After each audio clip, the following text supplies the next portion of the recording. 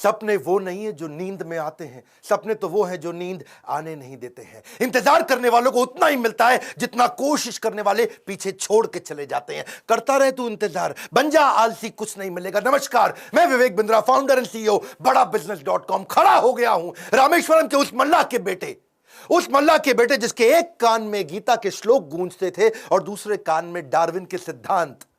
नाव पे तीर्थ यात्रियों को रामेश्वरम के मंदिर लेके जाया करते थे, और जब तीर्थयात्री रामेश्वरम मंदिर की परिक्रमा करते थे उतनी देर बैठ के ये फिजिक्स के सिद्धांत पढ़ा करते थे। बिखरी जुल्फों वाले सिर्फ मेरे या आपके नहीं बल्कि पूरे देश के चहेते डॉक्टर एपीजे अब्दुल कलाम की आज बात करेंगे। एपीजे, ए मतलब अबुल उनके परदादा, पी मतलब पाकिर उनके दादा, जे मतलब जैनुल अब्दीन उनके पिताजी, और अब्दुल कलाम वो उनका खुद का नाम। 11वें राष्ट्रपति, 2002 से 2007 जनवादी राष्ट्रपति, पीपल्स प्रेसिडेंट। एक बार की बात है, कॉन्फ्रेंस में एक अंग्रेज ने पूछा कि अब्दुल कलाम कौन है, एक वाक्य में बताइए। तो वहां बैठे एक बच्चे ने जवाब दिया, he is simple Indian who is inexplicable, यानी कि जिसको एक्सप्लेन ही नहीं कर सकते even with the best of the objectives. यानी कि एडजेक्टिव क्या होता है? वो जो नाउन को समझाता हो।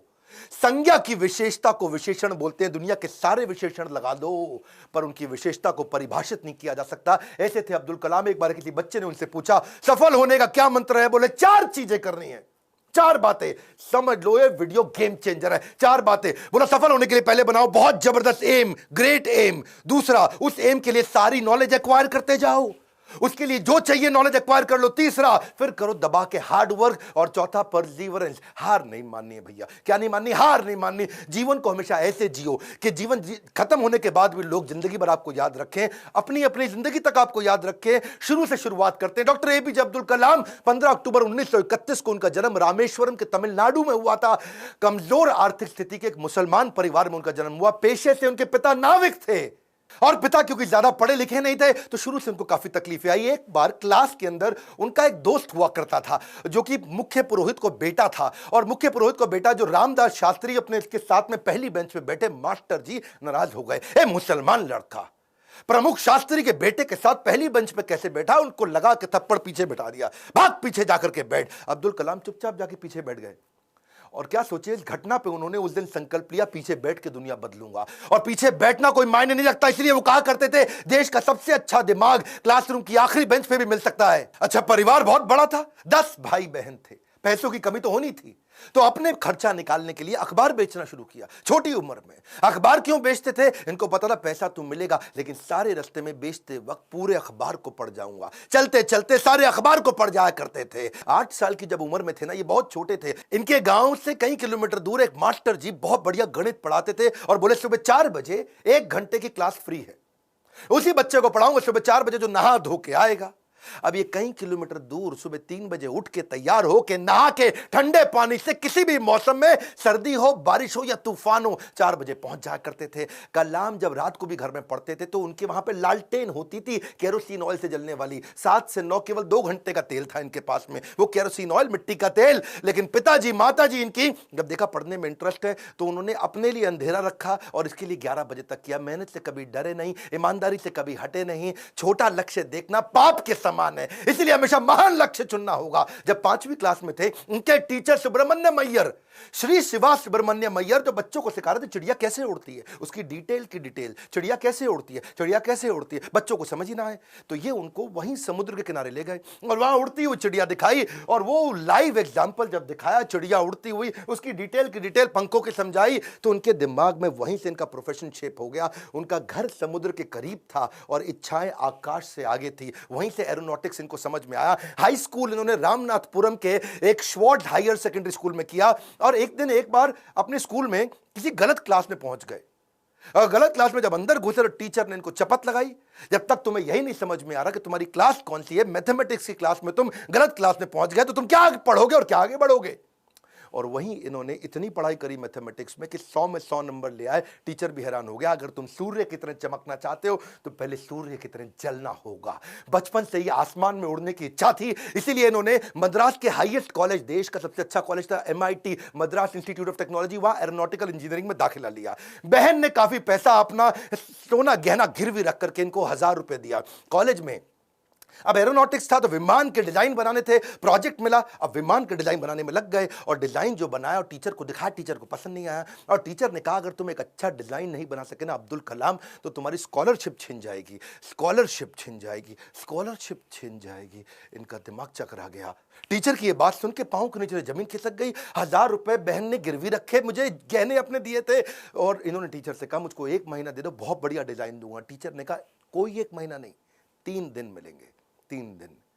इनका दिमाग हिल गया। उस समय ये घबरा गए थे स्कॉलरशिप ना छिन जाए। उसके बाद तो उन्होंने 3 दिन ना खाया ना सोए, 3 दिन ना खाया ना सोए, 72 घंटे लगातार उस पर काम किया, जी जान लगा दिया। और जब प्रोफेसर ने देखा डिजाइन, प्रोफेसर भी हैरान हो गए, उनकी आंख में आंसू आ गए। बोला बहुत बढ़िया डिजाइन बनाया। नींद और निंदा पर जो विजय पा लेते हैं उनको आगे बढ़ने से कोई नहीं रोक सकता। जो नींद और निंदा पे विजय पा लेता है उनको आगे बढ़ने से कोई नहीं रोक सकता है। इसके बाद MIT की परीक्षा अच्छे नंबर से उन्होंने पास करी। अब पढ़ाई तो उनकी हो चुकी थी। अगली लर्निंग इनके जीवन से क्या है? फेलियर को हार्ट में और सक्सेस को हेड में घुसने नहीं देना चाहिए। दिल और दिमाग को कंट्रोल में रखो। अब इनके पास 2 इंटरव्यू की ऑप्शंस आई, एक मिनिस्ट्री ऑफ डिफेंस से और दूसरी एयरफोर्स से। इनको कहां जाना था आपको मालूम है?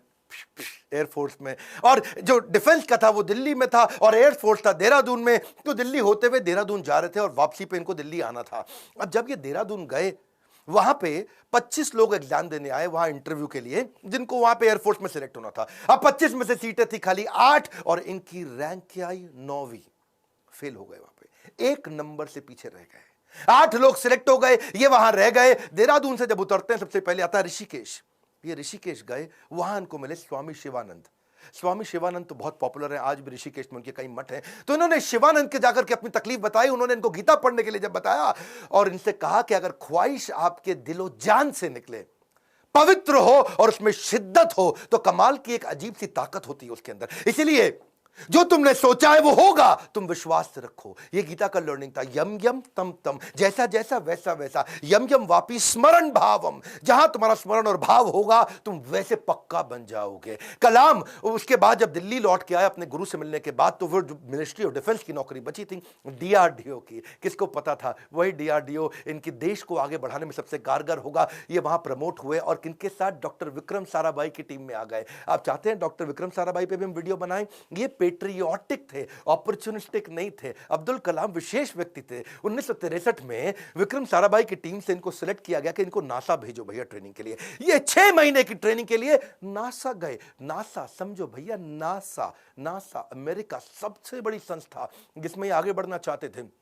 नासा इनको देख के चौंक गया, बोला यार लड़का बहुत जबरदस्त है। और इनको क्या बोला? भाई तू बहुत चैंपियन है, मेरी बात सुन, तुझको दे रहे अमेरिकन सिटीजनशिप, यहीं रह जा, तनख्वाह देंगे इंडिया के 5 गुना ज्यादा, अमेरिकन सिटीजनशिप, यहीं किसी गोरी से शादी कर, ओए होए जिंदगी में आराम ही आराम। अपनी ऑटोबायोग्राफी आत्मकथा में इन्होंने बताया कि एक बार के लिए इनके मन में भी विचार आया कि क्या मैं यहां रुकूं या नहीं रुकूं। वो बहुत चुनाव करना कठिन था कि आदर्शों की ओर चला जाए या माला माल होने के अवसर को गले लगाया जाए या पैसों और करियर के लिए इन्होंने सोचा विदेश नहीं जाएंगे, देश सेवा के इस अवसर को नहीं गंवाएंगे। लौट के देश आ गए। डिफिकल्टीज हमेशा आपकी सफलता के रास्ते में आएंगी। अगली कहानी काफी डिफिकल्टीज आई जब इन्होंने शुरुआती टीम साइंटिस्ट की इसरो में ज्वाइन करी। वो क्या कहते हैं, देखो लर्निंग समझना, इन्होंने हमेशा डिफरेंशिएट किया। रियल प्रॉब्लम अलग है, इनकन्वीनियंस अलग है। प्रॉब्लम और इनकन्वीनियंस अलग अलग चीजें होती हैं। अगर आपके घर में भैया आग लग जाए, घर में आग लग गई, धू धू के घर जल रहा है और उसी वक्त आपकी गर्दन भी टूट जाए, हाथ भी टूट जाए, पांव भी टूट जाए, उसको बोलते हैं आप मुसीबत में हैं। बाकी सब कुछ केवल सामान्य असुविधाएं होती हैं। इनके जीवन में इन्होंने असुविधा पे ध्यान नहीं दिया, रियल प्रॉब्लम्स पे ध्यान दिया। असुविधा बहुत आई क्योंकि ये शुरुआती टीम में इसरो की ज्वाइन किए थे। जिंदगी में जितनी बड़ी मुश्किलें होंगी और उन पर अगर आपने काबू पा लिया तो उतना ही बड़ा आपका नाम भी होगा। जब इन्होंने ज्वाइन किया वहां शुरुआती दिनों में तो सेंट मैरीज चर्च था, कुछ नहीं दिया गया, कोई इन्वेस्टमेंट नहीं थी वहां पे। सेंट मैरीज चर्च को इन्होंने अपना ऑफिस बनाना पड़ा इनको। वहां सारे साइंटिस्ट इंजीनियर जो नासा से ट्रेन होकर आए थे वो चर्च में बैठ के ऑफिस में बैठे और बीच पे उन्होंने समुद्र के किनारे अपना रॉकेट का लॉन्च पैड बनाया और जो अस्तबल होता है या बल्कि कैटल शेड जो गौशाला होती है वहां की लेबोरेटरी बन गई। बिशप जो चर्च के फादर थे उनके घर को इन्होंने अपना वर्कशॉप बनाया। साइकिल पे और बुल्लक कार्ट समझते हैं, बैलगाड़ी है जी, धीरे धीरे चक्का चलता या खुद ही साइकिल पे रॉकेट रख रख के ले जा रहे थे। रॉकेट के छोटे छोटे पार्ट पे सैटेलाइट, आज भी फोटोग्राफ्स हैं। सारी डिफिकल्टीज के बीच में इन्होंने पहला साउंडिंग रॉकेट 1963 में लॉन्च किया था। ये इतना मशगूल हो गए भैया काम में, इतना मशगूल हो गए, इनकी सगाई फिक्स हो गई थी। उस समय ये 32 साल की उम्र थी, इनकी सगाई फिक्स हो गई, ये काम में लगे रहे, भैया रॉकेट जाएगा, रॉकेट जाएगा, देश का पहला रॉकेट जाएगा। ये सगाई पे जाना भूल गए लोग बेचारे, वहां मंडप पे इंतजार करते रहे। मंडप तो नहीं, रिंग सेरेमनी थी, वहां इंतजार ही करते रह गए। अरे अब्दुल कलाम आएगा। अब्दुल कलाम रॉकेट बनाने में लगे थे देश के लिए। जीवन में कठिन दौर से गुजरते वक्त ये मत सोचिए कि ये जिंदगी में कठिनाइयां हमेशा रहेंगी। ये कठिनाइयां आई हैं और चली जाई हैं, चली जाएंगी। इन्होंने गीता हाथ में पकड़ ली थी, इनको इनके गुरु ने दिया था, और गीता में क्या बताया, आगाम पाइनो, कठिनाइयां आएंगी और चली जाएंगी। 1969 में इसरो के डायरेक्टर की जब इनको कमान दी गई तो उन्होंने सोचा कि क्यों नहीं SLV-3। SLV-3 क्या होता है? ये एक होता है सैटेलाइट लॉन्च व्हीकल, यानी कि कभी सैटेलाइट को भेजते हैं तो उसका एक लॉन्च व्हीकल चाहिए होता है। एक होती है गोली ठा और एक होती है गोली के लिए बंदूक जिससे गोली निकलती है, तो एक लॉन्च व्हीकल होता है जिससे सैटेलाइट को भेजते हैं और जो अपने ऑर्बिट में जाके सेट होता है। तो जब इनके पास पैसा नहीं था वहां पे, इन्होंने क्या कहा कि भैया SLV-3 के लिए काम करूंगा और PSLV के लिए काम करूंगा। SLV-3 में 1 रुपया लगेगा, PSLV में 1 रुपया लगेगा, तो दोनों मिला के 2 रुपया लग जाएगा। तो ऐसा करते दोनों को एक साथ करने का जुगाड़ करता हूं, 1 रुपये 20 पैसे में कर दूंगा, 80 पैसा बच जाएगा। तक थोड़े कम खर्चे के अंदर दोनों प्रोजेक्ट पूरे कर दिए। इसके लिए उन्होंने सरकार से फंड मांगा। इंदिरा गांधी ने बोला फंड नहीं है, पब्लिकली मना कर दिया, प्राइवेटली थोड़ा सा फंड इनको दिया, और थोड़ा सा फंड मिलने के बाद ये जी जान से अपने प्रोजेक्ट पर लग गए। अब अब्दुल कलाम है भैया, 18 घंटे रोज काम करते थे, साल के 365 दिन, लीप ईयर में 366 दिन भी काम करते थे। 1969 से 1989 तक 10 साल इन्होंने अपना जी जान से मेहनत किया। केवल 2 बार छुट्टी ली, एक बार पिता के देहांत पे, एक बार माता के देहांत पे। बाकी दिन कोई सैटरडे संडे नहीं, 15 अगस्त 26 जनवरी नहीं। 10 साल के कठिन परिश्रम के बावजूद 1979 में इनका SLV-3 satellite launch vehicle fail हो गया।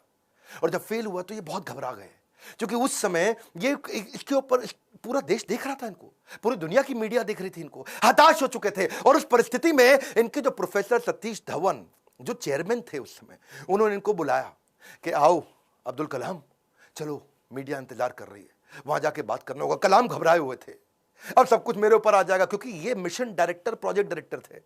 As a mission director, project director, इनके फेलियर पे पूरी दुनिया देख रही थी।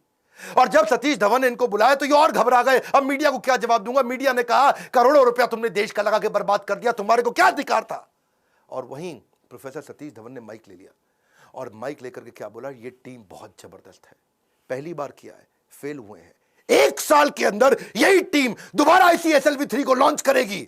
और दुगनी ऊर्जा भर दी टीम के अंदर। सारे फेलियर को, अब्दुल कलाम के फेलियर को उन्होंने अपने ऊपर ले लिया। ये देख करके अब्दुल कलाम हैरान हो गए। 1 साल दोबारा जी जान से मेहनत करी, इंटेलिजेंस आ चुकी थी, और इस बार SLV-3 जब सफल हो गया तो उसके बाद फिर अब दोबारा प्रोफेसर धवन ने माइक इस दफा कलाम जी के हाथ में दे दिया। बोला अब तुम सफल हो गए हो, अब जवाब तुम दोगे। अब्दुल कलाम हैरान हो गए, बोले दिस इज कॉल्ड लीडरशिप।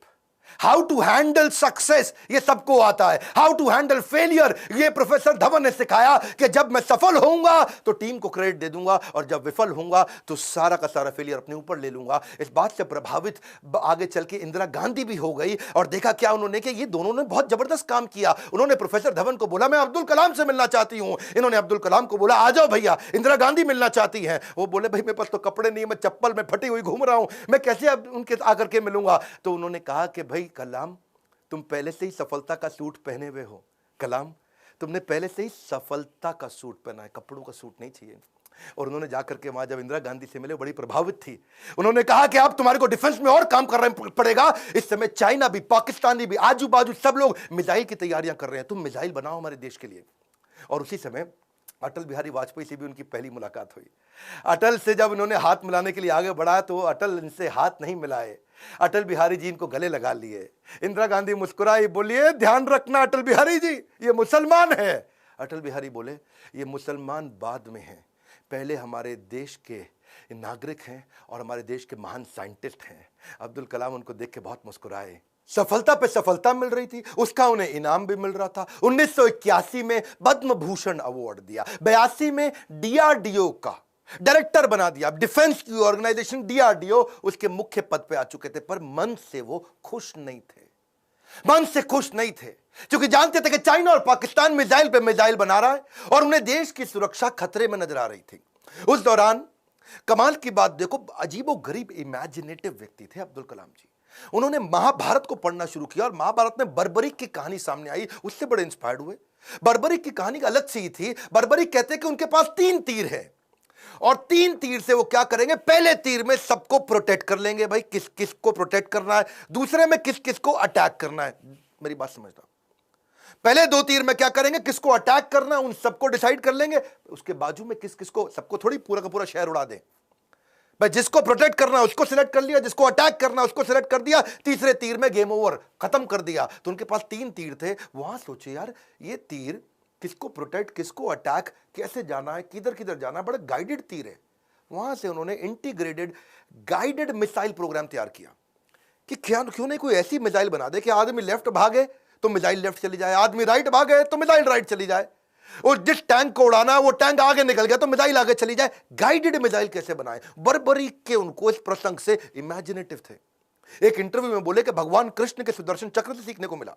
भाई भगवान कृष्ण का सुदर्शन चक्र बड़ा रिमोट कंट्रोल्ड होता है। भाई कृष्ण ने चक्कर छोड़ा और सामने वाले के पास जाके पहले चक्कर रोक दिया, जितनी देर पहले बातचीत करनी है बातचीत कर लिया, चक्कर घूमे जा रहा है, और जब बोलते खत्म करो अटैक करो तो चक्कर मारा उसको और वापस आ गया। तो बोले यार ये बड़ा सिस्टम है, बड़ी एडवांस टेक्नोलॉजी थी।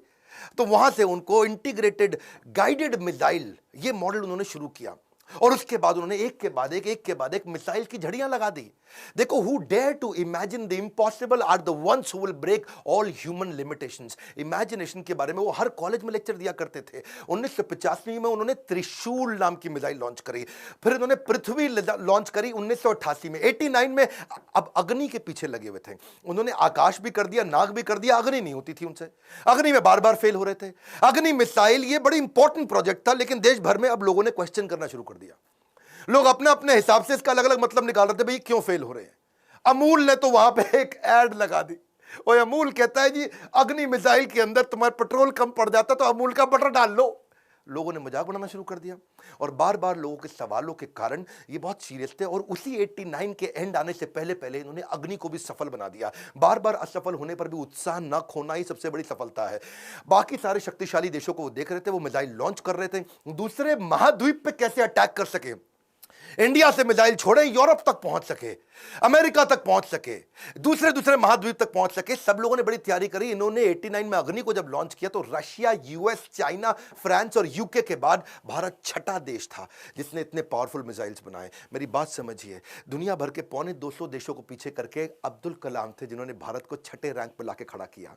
हाँ, ये कहते थे मिसाइल यूज नहीं करना है, लेकिन विराट रूप तो दिखाना है ना अपना। 10वें अध्याय के बाद जब भगवान कृष्ण ने देखा कि अर्जुन उबासी ले रहा, अर्जुन सीरियस नहीं ले रहा, तो मैं विराट रूप दिखाऊं। और जब कृष्ण ने विराट रूप दिखाया, कृष्ण ने मारा नहीं, किसी को विराट रूप दिखाया, अर्जुन एकदम लाइन पे आ गया, बात समझ आ गई बात। इसीलिए कभी कभार बाजू का पाकिस्तान, चाइना जब आंख दिखाए तो विराट रूप दिखा दो, थोड़ी मिसाइल छोड़ देंगे, विराट रूप दिखा दो, अपने आप लाइन पे आ जाए, समझ आ गया, वापस आ जाओ, सॉरी। तो ऐसा अब्दुल कलाम जी ने स्ट्रांग बनाया। उनकी मेहनत 1993 में और रंग लाई जब पीएसएलवी को भी उन्होंने सफल कर दिया। आज वही कलाम जी की देन है कि पीएसएलवी से हमने 10 रुपए किलोमीटर के कम खर्च पे भी मंगल तक सफर पूरा कर लिया जी। 2014 में हॉलीवुड की मूवी में जितना खर्चा था उससे कम के अंदर तो हमने मंगल का सफर कर लिया।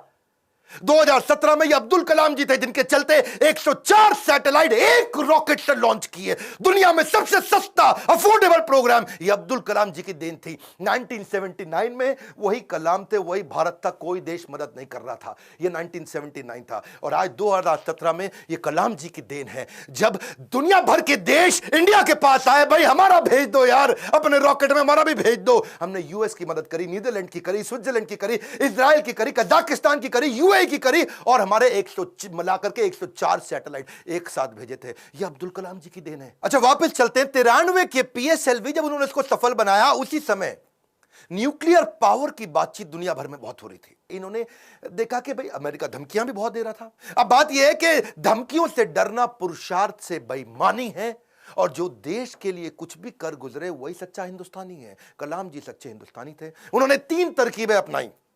पहली, जितने भी अपने साइंटिस्ट हैं उनको आर्मी की वर्दी में डाल दो, सैटेलाइट को समझ ही ना आए कि भाई ये तो नॉर्मल आर्मी घूम रही है, ये कोई साइंटिस्ट थोड़ी है, ये तो नॉर्मल आर्मी है, पहला। दूसरा, जब भी ये कोई काम करेंगे उसी समय के बीच में करेंगे जब एक सैटेलाइट जाएगा और दूसरा आने वाला, उसके बीच में कर लेंगे। एक आएगा एक जाएगा, उसके बीच में कर लेंगे। एक आएगा एक जाएगा, उसके बीच में कर लेंगे। तो ये उतने ही टाइम में तैयारी करते थे। और तीसरा, काम खत्म होने के बाद जमीन को एकदम साफ सुथरा ऐसे सेट करते थे, जब सैटेलाइट आएगा पता ही नहीं चलता कुछ हुआ यहाँ पे, ओए आर्मी वाले आराम से घूम रहे हैं। अमेरिका को पता नहीं लगने दिया। 1992 से 97 लगातार उन्होंने काफी काम किए। आसपास के गांव और अन्य लोगों को कभी नहीं पता चला कि यहां हुआ क्या है, और यही मेहनत उनकी रंग लाई।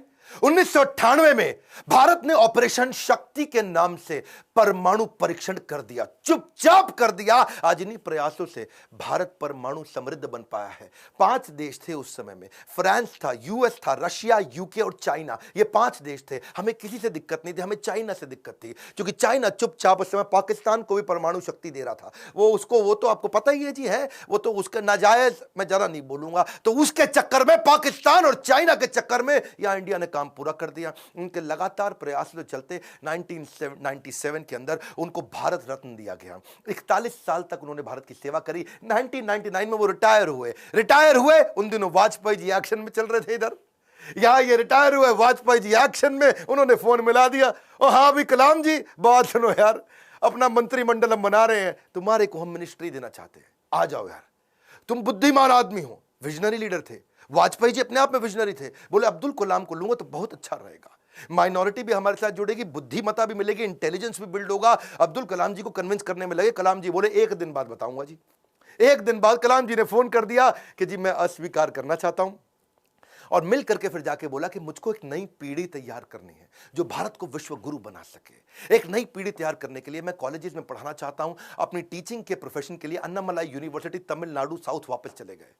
अगली बार यहां तो सब ठीक हो गया। अब जब राष्ट्रपति बनने का समय आया 2002 में, कई लोगों का नाम आया, बहुत सी चीजें आगे पीछे हुई, और उन्हीं दिनों जब वो नाम आया तो फिर से यहां घंटी बजते रही इनके ऑफिस के अंदर, कलाम जी के। और जब ऑफिस में घंटी बजती रही, किसी को नहीं पता चला, तो किसी ने, इनके वाइस चांसलर ने इनके यूनिवर्सिटी में जाके भाग के कलाम जी को बोला, अरे कलाम जी आपके यहां प्रधानमंत्री जी का फोन आ रहा है बार बार। कलाम जी गए, उन्होंने फोन उठाया, तो नमस्कार, बातचीत शुरू हुई। तो वाजपेयी जी ने कहा, देखिए एक रिक्वेस्ट करूंगा, अब मना नहीं करना, पिछली बार आपने मना किया था, अब नहीं करना। तो कलाम जी ने पूछा, कहिए क्या रिक्वेस्ट है। वाजपेयी जी बोले, हम आपका नाम देश का राष्ट्रपति बनाने के लिए रिकमेंडेशन देना चाहते हैं, आप हाँ कर दीजिए।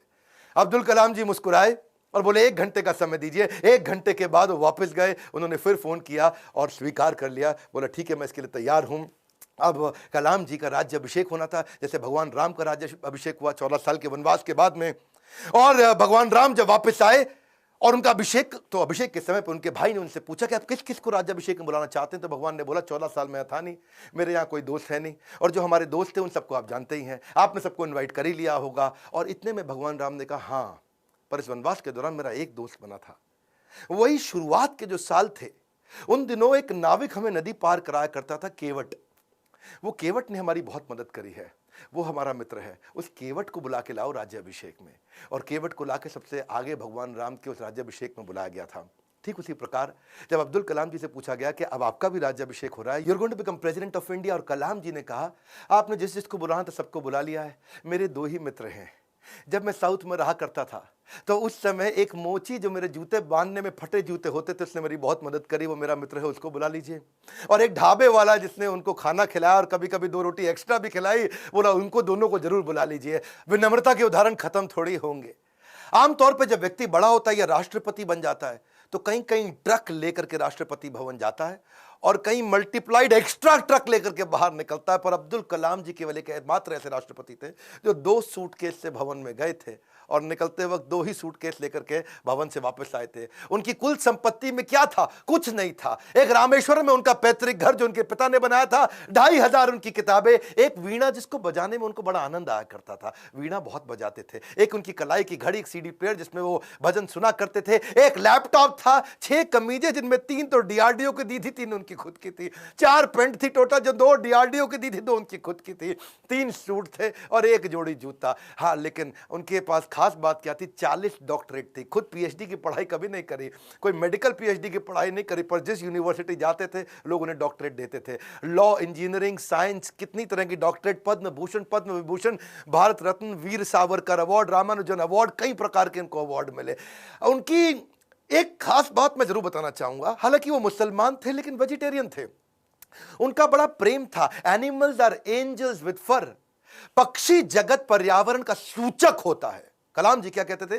वो पर्यावरण का सूचक है, और अगर वो मुसीबत में है तो समझ लेना कि अब हमारे भी बुरे दिन दूर नहीं है। एक बार उनको जो डीआरडीओ की उनकी दीवार हुआ करती थी ना बाउंड्री की, तो उनको बोला गया सिक्योरिटी के लिए कांच वांच लगा दो। बोला बिल्कुल नहीं, ये बर्ड्स के लिए बड़ा हार्मफुल हो सकता है। उन्होंने मना कर दिया। और जिस समय वो प्रेसिडेंट बने थे, बाद में जब वो राष्ट्रपति भवन के अंदर मुगल गार्डन में जब वॉक किया करते थे ना, तो वो एक मोर को देखा जो ना मुंह खोल पा रहा ना बंद कर पा रहा है। स्पेशली उन्होंने वेटनरी डॉक्टर को बुला के देखा, तो देखा मोर के गले में ट्यूमर है, ना मुंह खोल पा रहा है ना मोर मुंह बंद कर पा रहा है। उन्होंने इसका इलाज कराया। एक लीडर की महानता का इसी बात से पता चलता है कि वो किन लोगों की मदद कर रहा है जो बदले में उन्हें कुछ नहीं दे सकते।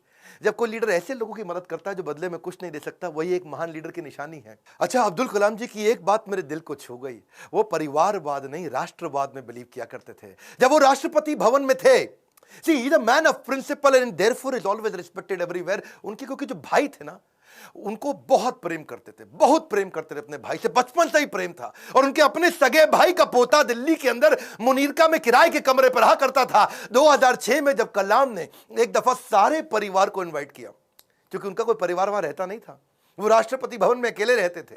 और जब एक बार उन्होंने सारे परिवार को बुलाया राष्ट्रपति भवन में, तो वो लोग 8 दिन तक रहे।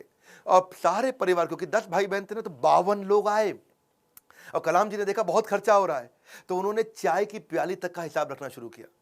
सब लोगों को उन्होंने अजमेर शरीफ प्राइवेट बस करके भेजा, उसका भी हिसाब रखना शुरू किया। उन्होंने अपने अकाउंटेंट से सारा हिसाब बनवाया और बोला कि ये कितना बना, तो देखा 3,52,000 रुपए का चेक उन्होंने अपनी तनख्वाह से काट के दिया। और क्या कहा कि राष्ट्रपति भवन की जिम्मेदारी केवल राष्ट्रपति की होती है, पूरे परिवार की नहीं होती है। अब्दुल कलाम जी इतने विनम्र व्यक्ति थे, विनम्रता ताज के बिना राजसी गौरव है। वो ऐसी चीज है, महान व्यक्ति की महानता ही उसकी नम्रता है। डॉक्टर कलाम को एक बार आईआईटी बीएचयू के अंदर चीफ गेस्ट के रूप में इनवाइट किया गया, और जब वहां पे आए तो वहां पे 7 कुर्सियां थी। बीच वाली कुर्सी थोड़ी ऊंची थी, और जब बीच वाली कुर्सी ऊंची, क्योंकि वो राष्ट्रपति थे, उनको बैठना था। उन्होंने बोला ना ना ना, कुर्सी हटाओ, बराबर की कुर्सी लगाओ। तो बोले नहीं सर, ये स्पेशल कुर्सी है हमारे चीफ गेस्ट के लिए। तो वो समझ गए कि चीफ गेस्ट कौन होते हैं भैया, जो एजुकेशन में महागुरु है वही है। तो उन्होंने वाइस चांसलर को बोला, आप आइए बैठिए। वाइस चांसलर घबरा गए, बोला राष्ट्रपति आप हैं, you are the first person of our country, आप बैठेंगे। बोला बिल्कुल नहीं। फिर उन्होंने अपनी कुर्सी हटवाई, बराबर की कुर्सी पे बैठे। कलाम जी ऐसे थे, ईमानदारी एक जादुई गुण है। यदि आपका हृदय ईमान से भरा है तो शत्रु का पूरा संसार आपके साथ खड़ा है। कहते हैं कि कोई भी पैतृक संपत्ति, माता पिता की दी हुई कोई भी पैतृक संपत्ति ईमानदारी के बराबर आपको अमीर नहीं बना सकती। सबसे ज्यादा अमीर व्यक्ति वही जो ईमानदार है, पूरा संसार आपके साथ खड़ा है। कलाम साहब तो एवर यूथफुल थे। 70 साल की उम्र में youth icon of the year का अवार्ड उनको मिला। हमेशा जीवन में भगवत गीता और कुरान दोनों साथ में रखते थे। 83 वर्ष की उम्र में उन्होंने रिटायर नहीं किया, रिट्राई किया। He was not tired, he was inspired, he was not tired up, he was fired up। आंखों में रोशनी तो उनकी कम हो रही थी, पर युवाओं के भविष्य को रोशन करने में लगे थे। उनके शरीर के पांव के कदमों की गति कम हो गई थी, पर देश की समृद्धि की गति को बढ़ाने में लगे हुए थे। एक असाधारण, एक अनोखा, अस्वाभाविक, अलौकिक व्यक्तित्व के 2015 में हमेशा के लिए हमको अलविदा करके चले गए। और कहां गए? उसी IIM शिलोंग के अंदर आखिरी लेक्चर देते वक्त जैसे क्षत्रिय अपने युद्ध के मैदान में लड़ाई करते हुए वीर गति को प्राप्त करता है, ऐसे ही IIM शिलोंग के अंदर लेक्चर देने के बाद तुरंत वहीं लेक्चर देते वक्त जो कल था वो आज नहीं है, जो आज है वो कल नहीं होगा, वैसे ही इस ब्रह्मांड में दूसरा कोई कलाम नहीं होगा। स्विट्जरलैंड जैसा देश जो साइंटिफिक रिसर्च के मामले में 8वें पायदान पे आता दुनिया में, और जब वो 26 मई कलाम स्वयं जब उनके देश गए थे तो वही स्विट्जरलैंड उसको साइंस डे के रूप में मनाता है। यूएन उनके जन्मदिन को यूएनओ कहता है कि इसको हम वर्ल्ड स्टूडेंट डे के रूप में मनाते हैं। बन जाती है परिभाषा भारत के सम्मान की जब जब बात होती है श्री APJ अब्दुल कलाम की। अब्दुल कलाम जी रेस्ट इन पीस नहीं है, बट रेस्ट इन मी है। अब्दुल कलाम जी आप लौट गए, आप कैसे आएंगे? अगर आप नहीं आएंगे तो आपके शिक्षा के रूप में तो आप हमारे साथ हैं। आज बड़ा बिजनेस भी, इतने सारे बिलियनियर प्रोफेसर हैं, आप हमारे प्रोफेसर नहीं है, लेकिन आपकी शिक्षाओं को हमने प्रोफेसर बनाया है। आज बिलियनियर प्रोफेसर के साथ अफोर्डेबल तरीके से सबको सिखा रहे हैं। आज कलाम साहब भी अगर हमारे प्रोफेसर होते तो कितनी ताकत बढ़ जाती, पर उनकी लर्निंग को तो प्रोफेसर बना सकते हैं। एक ऐसा व्यक्ति जो मिट्टी के तेल में पढ़ करके जीवन बिताया, जिसने हाथ में फिजिक्स की किताब जिसने दिन रात पढ़ाई करी, अखबार बेचते बेचते पढ़ना सीखा। और हाँ, 23 जनवरी को सुभाष चंद्र बोस जी का जन्मदिन है। क्या आप उनके बारे में वीडियो देखना चाहते हैं? कमेंट बॉक्स में बताइए। सरदार पटेल के विषय में वीडियो देखना चाहते हैं? कमेंट बॉक्स में बताइए। शेयर करिएगा इस वीडियो को। वो क्या है, गाली देता है ना कि कोई मिनाटी खूब गाली देके मिलियन सब्सक्राइबर बनाता है, बच्चों को लगता है कूल है। देश का चरित्र बनाना है, गाली बोलना नहीं सिखाना है। इस वीडियो को शेयर करिए। अगर आप माँ बाप, अपने बच्चों को जरूर दिखाइए। हमारे को और अब्दुल कलाम बढ़ाने हमारे देश में, इस वीडियो को देश भर में, दुनिया भर में पहुंचाइए। हमारे साथ जुड़े रहने के लिए, नए हैं तो आके सब्सक्राइब करने के लिए आप सबका हृदय की गहराइयों से प्रेम पूर्वक बहुत बहुत धन्यवाद।